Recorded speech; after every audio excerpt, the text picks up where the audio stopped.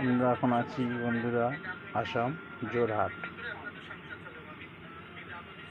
এখানে খাবারের দাম প্রচুর, শুধু নিরামিষ খেতে গেলে আমার হোটেলের ওইখানে দাম পড়ে যাবে 120 থেকে 130 টাকা খাবারের দাম। আর মাছ মাংস নিতে তো আলাদা 150 টাকা নেবে।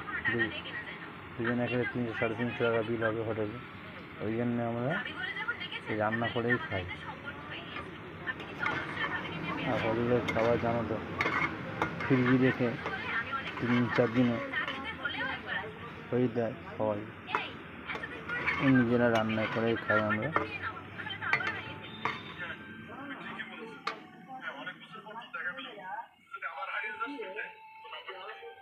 আমাদের মশলা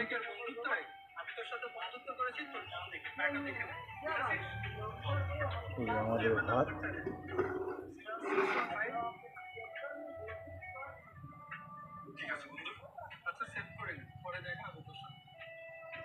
ভাইয়া ভাবি আসলে আমার ব্যবহারে আপনারা কিছু মনে করবেন না, আমি আসলে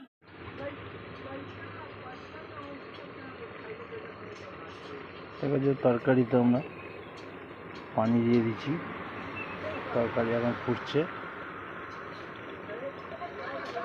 20 মিনিট পরে তরকারি নামিয়ে নেব, সেটা সিদ্ধ হলেই।